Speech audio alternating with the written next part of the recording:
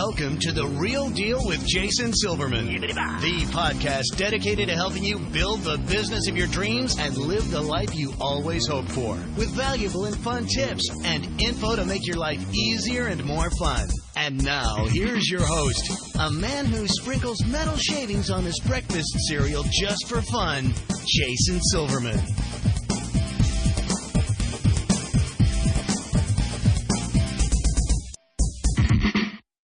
And welcome to The Real Deal with Jason Silverman. I'm your host, Jason Silverman, and I'm thrilled to share some time with you today.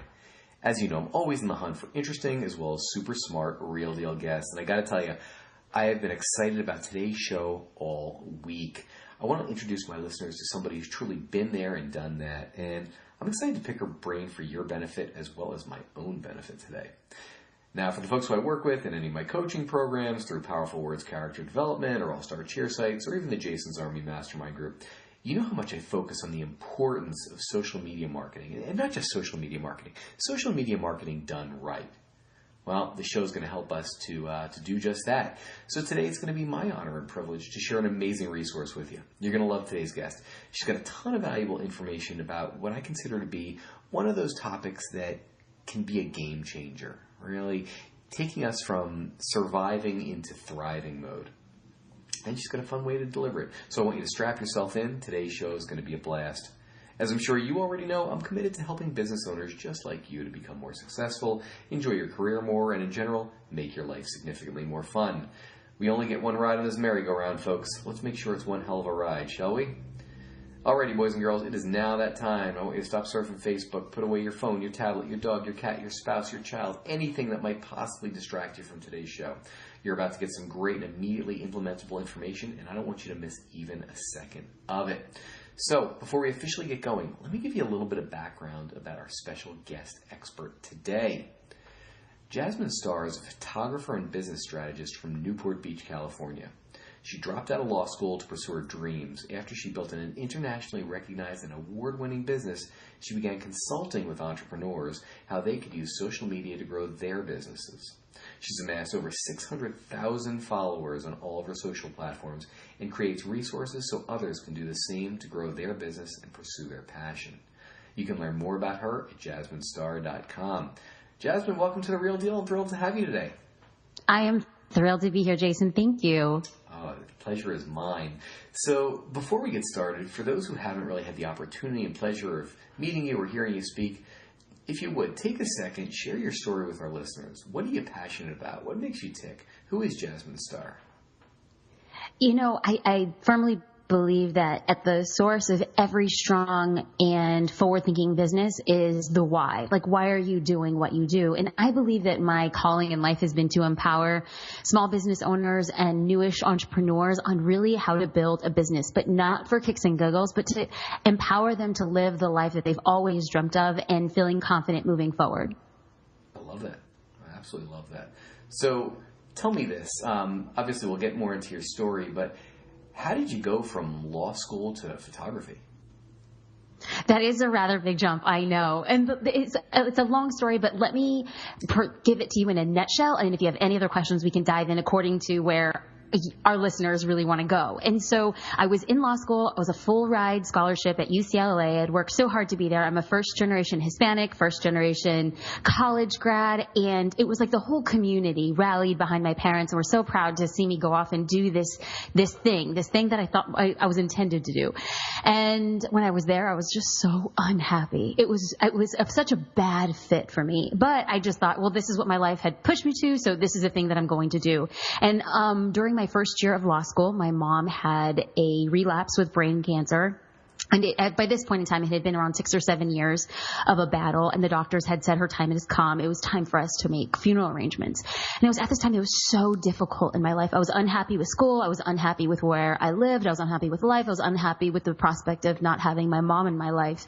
And it was kind of like this bittersweet moment that I realized at the time my mom was 50 years old and I was 25. And I believed that I felt like I was going through, like I was having a midlife crisis, because I thought to myself, if I die when I'm 50, will I want to die a lawyer? And the answer was no, not at all. And seeing my mom go through that really forced me to reconcile what was the thing that I wanted. And at the time, I didn't have the answer, but I did know one thing, and that was I really wanted to see my mom marry my high school sweetheart. And so I left law school, and I had intentions of going back. At the time, it was just like, listen, I just need to be with my mom. I need to get married. And within 3 months, my fiance and I planned a wedding in Hawaii, and the doctor said she won't be able to travel. The doctor said she won't be able to walk. The doctor said she won't be able to experience the day as she should. And against all odds, my mother is a fighter, and she proved them wrong. She walked me down the aisle with my father on the day that I married my best friend in front of 20 other people. And it was just one of the best days of my life. And I think it was that day that I kind of just saw that life should and could be different based on the decisions that I made. And I feel like her life was kind of like a new North Star, was make decisions for the life I want to live so that when I look back at the end of my life, I don't ever wonder what if I had chosen differently. I want to choose everything I can the way that my heart dictates. And the good news, I should probably get to the end of the story, is that my mother is still here with me today. In fact, I'm seeing her and my family for dinner tonight. And it was just, she's a fighter, and everything I know about pursuing life to the fullest, I've learned from her. And so as a result of me kind of going through that, I came back after my wedding. I came back after, having to make the decision to go back to law school, so miserable. I told my newly minted husband, please don't make me go back. Please don't make me go back. I'm so unhappy. And he said, okay, well, if you could do one thing for the rest of your life, what would it be? And he said, I think I want to be a photographer. And he looked at me from across our very small dinner table, and he had said, well, don't you need a camera? I was like, yes, I need a camera. I don't have a camera, but boy, if I had a camera, I really think I could do this thing. And whereas other people might look at me and think I was crazy, he went and for Christmas bought me a very simple camera. And on January 1st, 2006, I opened that box and I promised myself 1 year. I said, 1 year, if you can make this thing work in 1 year, you don't have to go back to law school. So I was hell-bent on making it work. And then by 2009, I was voted one of the top 10 photographers in the world. Wow, I love that story. It's a little crazy, right? I'm the first to admit it's crazy, but it's mine and I love it. That's fabulous. Wow. Okay. Well, I have a pretty good picture now. Okay. This is fabulous. So I want to dive in because there's a ton I want to ask you. Tell me this, as far as common mistakes that you see small business owners making on social media, what would you say are, 2 or 3 of the biggies? Well, first and foremost, it's going to be a lack of consistency. And I see this across all social platforms. I'm really not tied or emotional about the platform of choice. Some people prefer Facebook, some people prefer Twitter, some people prefer Instagram. The idea is less to take it from a personal perspective, but more of a business perspective. Where are our dream customers spending their time on social? Then we recalibrate and we say, if we know that they are there the most, how can we show up with, number one, consistency? And this is the biggest mistake, is that people say, I really want to grow on Instagram, but the same conversations that they're having a couple hours later is like, oh my gosh, I haven't posted on Instagram in 4 days. Social media is like a garden. If you water it and you tend to it, it will blossom. But so often the things that we want, expectations that we want from social, come in our imaginations and not from practicality. It's the practice of showing up on social media every single day. That's fair. That's totally fair. Okay. So if you were coaching somebody on this, what would you say are 3 easy things? I definitely like easy that owners can do today, to gain more traction, get more followers, get more eyeballs on what they're doing. Well, here's the thing. Did I mention that I am Latina? And so because I'm Latina, I'm totally unafraid of ruffling feathers. And so I will take a little bit, pick at a bone, which is I like easy. But the fact of the matter is we all like easy. But if it was easy, then everybody would be doing it. And what makes social marketing so effective is that the people who are actually doing it well are those who show up and do the hard work. Now, does it need to be hard to be effective? No. But I would kind of take issue with saying, oh, well, let's do the easy stuff, because the easy stuff is stuff that everybody's doing and it's not working so well. So let's take an idea of things that we can actually, at the end of this conversation, people can log into Instagram and really create waves. First and foremost is you want to create a schedule. At the beginning of every single week, will actually write down the photos that I want to post on Instagram. Now, I may or may not have taken those photos already, but at the minute I have a plan, then I can go back and execute that plan. So for instance, like this week, I sat down on Sunday and I wrote down everything that I am going to be talking about on Instagram this week. One of those being the books that I'm reading. Another one is it's my dog's birthday, which is ridiculous, but I'm one of those people.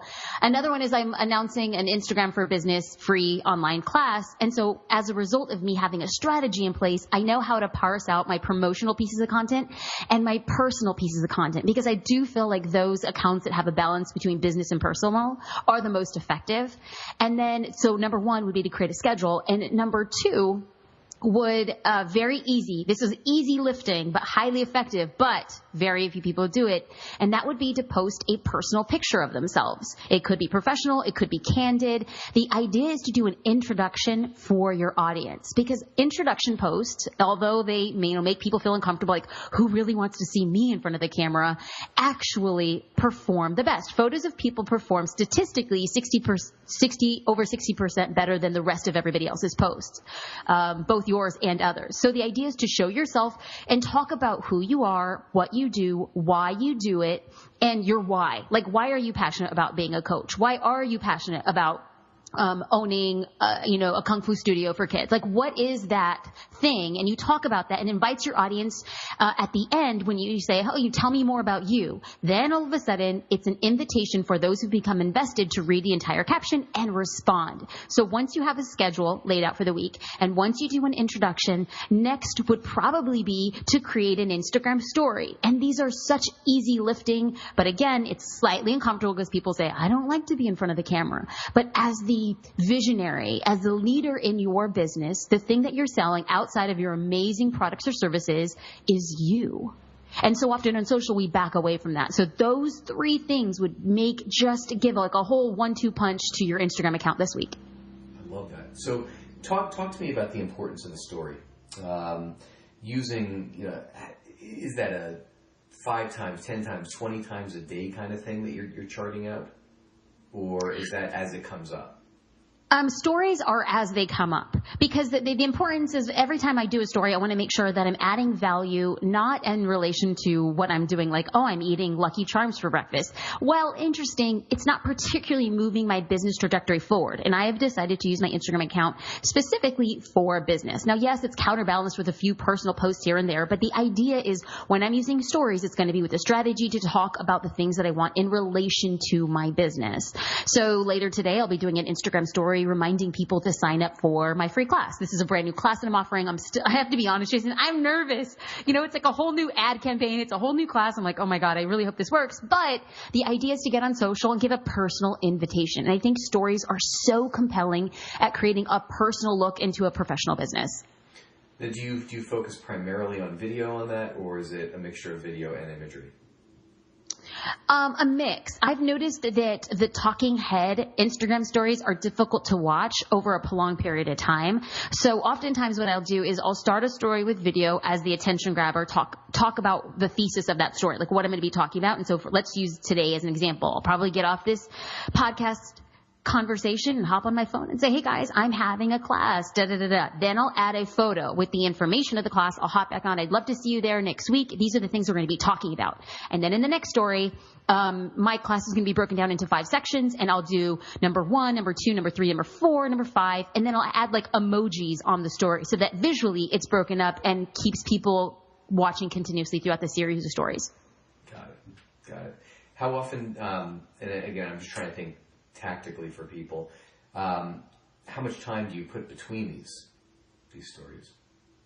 Well, stories are left up for 24 hours if you don't archive them, highlight them on your profile. So to me, the amount of time that I'm waiting is not as strategic. Like, for instance, I'll go through and I'll create probably as an announcement for this new class, like 4 stories, and I'll do them in real time simultaneously, and then let them sit there for the 24 hours. And then I might do another story tomorrow about, say, my dog's birthday, and then as a reminder for the Instagram class. Got it. Okay. That makes sense. That actually makes sense. All right, so tell me this: as far as the client profile, how important do you feel it is for owners to really have that locked down? The idea is to know, and I refer to it as an ideal client profile, which is just a fancy way of saying your dream customer. So often on social, let's just say that I have an after-school program for gymnastics, and we just think in general, any kid who wants to practice gymnastics will be a perfect fit. And that, in all actuality, probably isn't the case. If our after-school program is targeting children of gymnastics, who are the people that are actually paying for the classes? The mom or dad. Now, let's just choose a person who we believe our dream customer is. And in my case, I would say it's going to be a mom. Great. How old is this mom? Is she an older mom? Is she a millennial mom? Does she wake up early to run 5 miles, president of the PTA, and always has baked goods every Thursday as a fundraiser? Or is she kind of like the laissez-faire mom? It's like when you know who this person is, where they shop, how they identify with themselves online, you can then create targeted marketing material that's going to appeal to him or her. The psychology of understanding who your dream customer is has profound effect on your marketing effects and the decisions that you make. Totally fair. Totally fair. So I guess here's the big question. How have you found that you're able to turn your social media followers actually into paying clients? And the long answer is really the short answer. It's with time and trust. And the only way that you get your followers to trust you is if you are transparent and you're authentic and you provide value. That's going to be the thing. So often we view Instagram as my life is so interesting. Like I drink champagne. I go golfing on the weekends. I'm here at my daughter's ballet school. And those things are fine. But the idea is that if we're using an Instagram for business, it should be about the value of our followers, not the value of our lives. So again, let's go back to this idea of if I had a gymnastics program, club, yes, program, club, yes, club. I would create a 30-second video tutorial on the best ways to stretch out your daughter or son after their gymnastics practice. That doesn't really do anything for my business except for the fact that it positions me as a professional and I'm giving somebody some information. And then the next day I would say, what are the best ice packs, heat packs? Where do you find them on Amazon? How much do they cost? Oh, should you really be ice? Like when do you ice and when do you heat? My professional opinion on children practicing gymnastics. And does this actually get customers in the door? My answer is yes, but over the long game. And that's what I really believe Instagram is so good at doing. If you provide value, if you're authentic, if you're transparent, and you give people content, then they share it for you, thus becoming organic evangelist and then helping you get more customers. That's fabulous. That is absolutely fabulous. Okay. All right. So, Jasmine, it's time for our resource of the week. If you would, tell me how my listeners can find out more about you and how you're really helping entrepreneurs to succeed. Thanks, Jason. I appreciate it. Okay, so when I started when I started chatting with small business owners and entrepreneurs, their biggest frustrations were just like, Jasmine, I don't have any photos to post on Instagram, or I don't have photos to use for my Facebook ads, or they would say things like, I don't know how to write like a good caption or an update. And they often wondered if what they were doing on social was actually working. And so I created a social media monthly subscription. And every month for $25, our users on the first of the month will get 30 stock images that they can use on Instagram and Facebook. And these are all highly driven personal components. Like we have landscapes and we have warm drinks and we have holiday related things as appropriate. We also include 15 caption templates, which are literally fill in the blank captions that really encourage engagement, get people talking back to you in relation to your business, and a monthly action plan that focuses on different aspects of social media to ensure that you're getting more followers, more customers, and more engagement. That's fabulous. Where can they find that? They can find that at mysocialcurator.com. So mysocialcurator.com. Yes, and you can also find it at jasminestar.com. It'll link out to Social Curator. Perfect. Folks, you heard it here first. It sounds like a total no-brainer. All right, so I always like to end my podcast with one, I think, telling question. So if you could give business owners just one solid piece of advice to either help their business or, probably more importantly, help them to live a better life, what would that one piece of advice be? to trust in knowing that you are enough, that the decisions that you're making, that the conversations you're having, that the investments that you're making, those are all coming from a place of utter desire, chutzpah, and hustle, knowing that you are absolutely in your truth and doing enough for your business. I love it. Absolutely love it. All right, Jasmine, thank you so much. I know you've got to go jump and jump onto your story. So I do, Jason. I do. Well, thank you so much for joining me today. I know how busy your schedule is, so it means the world to me that you share some of your time and a whole bunch of wisdom with me and my listeners today. Thank you. I appreciate you very much. It's been great. Absolutely. So, folks, that's all the time we've got today. Thanks so much for tuning into The Real Deal with Jason Silverman. For more info about private coaching or to see if you benefit from one of my mastermind groups, visit me over at www.jasonmsilverman.com. I look forward to helping you achieve the success that you truly deserve. Until next time, let me leave you with this. Get out there and be the real deal. Set a goal, make a plan, work like hell towards it, and achieve the success that's waiting for you. Now's the time. Get out there and make it happen. This has been Jason Silverman, and I hope you have a spectacular week. You've been listening to The Real Deal with Jason Silverman. To access the great resources mentioned in the show and for information on coaching and mastermind group opportunities with Jason, please visit jasonmsilverman.com.